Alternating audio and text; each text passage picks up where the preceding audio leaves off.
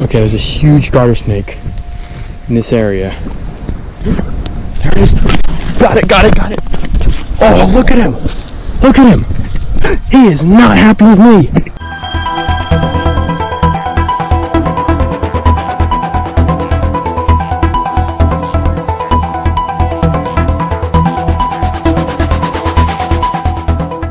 Alright, so I've just caught a little garter snake here. Hopefully you guys can see this okay. So this right here is a Maritime Garter snake. Now, this species is actually, of course, the very common eastern garter snake, one of the most common species in the United States, especially in the eastern United States. Lives all over the eastern United States, all the way into the Rocky Mountains, into the west. It is a very, very common species. But one thing that's really unique about eastern garter snakes, with a lot of other snakes they have this, is they have regional differences in how they look, their color, and all that stuff. So this, if you guys can see this eastern garter snake has blue scales on his back. As you can see, his scales are blue, and this snake is very, very, very different looking in terms of color from the ones that live just a little further south in Massachusetts and New York. And this specific subspecies of the eastern garter snake, the Maritime Garter snake, the one that looks blue, is only the only part of the United States that it lives in is Maine, and then it goes up into Canada as well. And this obviously is not a huge garter snake. It's probably a juvenile by the looks of him. He was biting at me at first. He was musking all over me, but what I had to do is I had to really quickly get him in my my tripod bag, which is this, and I actually put him in my tripod bag, and then I was able to get my camera all set up and was able to film this segment. Hopefully you guys can see him well. And yeah, so this is a really, really, really docile species of snake. I know I said that he bit at the beginning. He's non-venomous. His musk only smells a tiny bit, but the only real purpose that musking has for snakes is just to deter predators.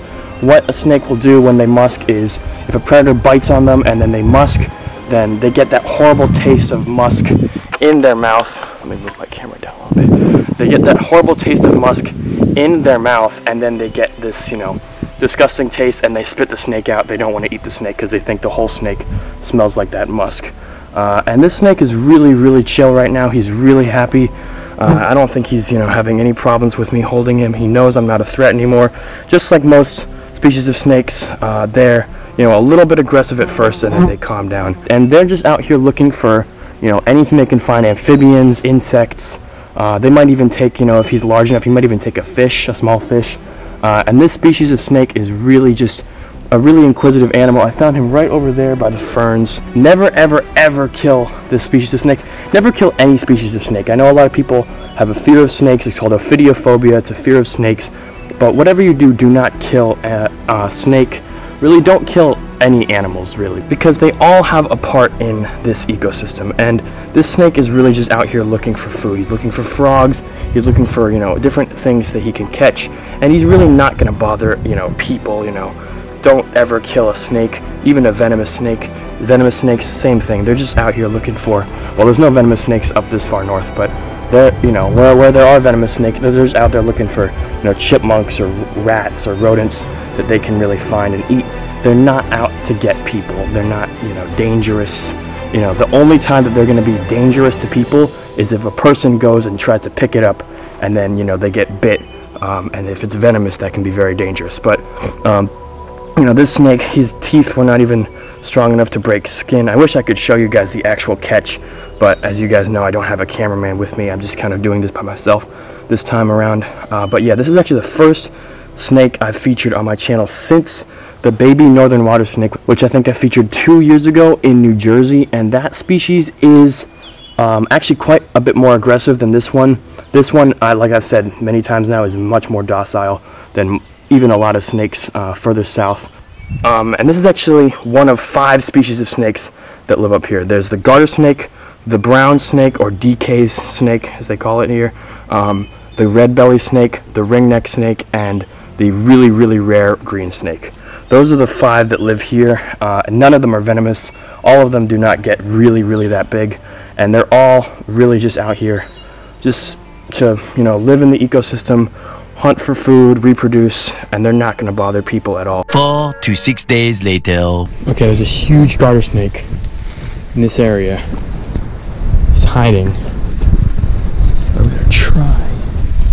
I'm barefoot in thick vegetation. I'm going to try to somehow sneak up on this guy. If I do catch him, it's going to be the catch of a lifetime. This is a huge garter snake, and it's beautiful bright blue, just like the one I caught a couple days ago. So I'm going to try. There it is. Got it. Oh, look at him. Look at him. He is not happy with me. Look at that garter snake. Oh, trying to bite me.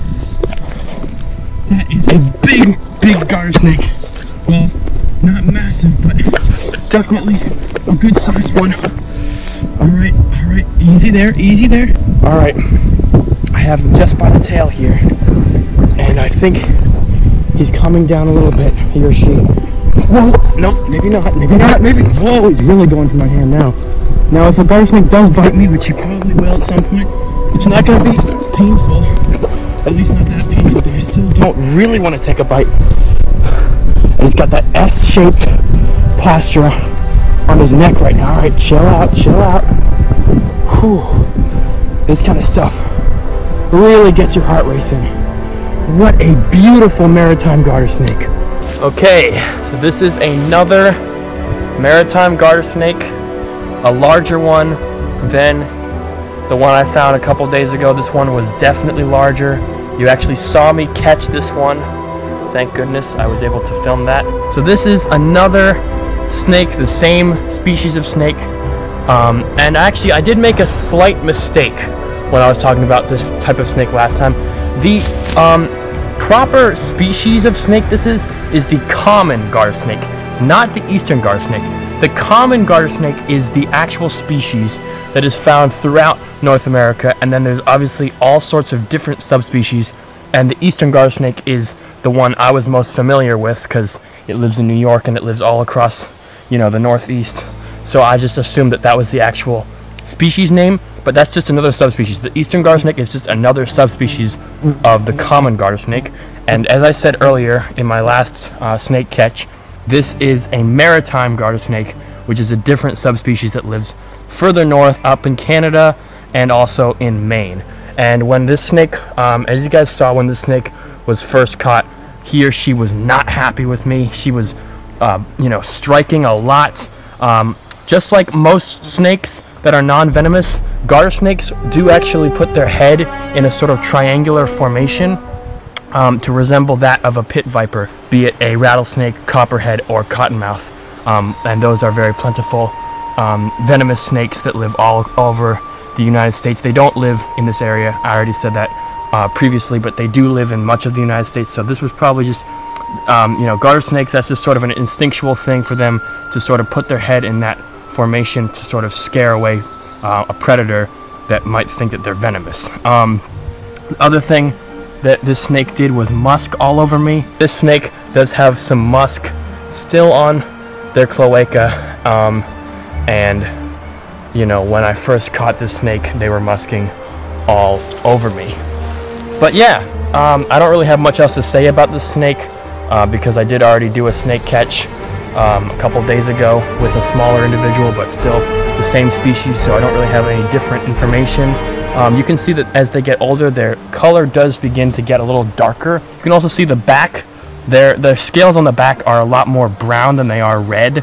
I did notice, I didn't really mention it, but the younger one I found had a lot of like reddish scales on their back, whereas this one has more just kind of drabbish brown, but it's still a very beautiful snake. And I just glanced at this snake, you know, slithering through the vegetation right by the pond. I was actually just doing some B-roll shots of, you know, the stuff that's in the pond. I found a tadpole, I found a couple spiders, but I didn't really find much. And then I just saw this snake in the vegetation next to the pond, and I just was able to somehow miraculously, I guess, catch him. Obviously, I wish I could find more different species of snakes. There are a couple other species of snakes that live around here, but it's still, you know, it's really awesome to find any snakes in this area because they are a little bit rare around here. So I'm really just happy to have found anything, and the fact that this is a maritime garter snake, once again, is still really cool. So there you go, guys. Thank you guys so much for watching this snake catch video. But yeah, hopefully you guys enjoyed this video. Hopefully you guys learned a couple interesting facts about the maritime garter snake. And yeah, we're gonna see it slither off into the environment. All right, this is me letting the snake go back into the environment.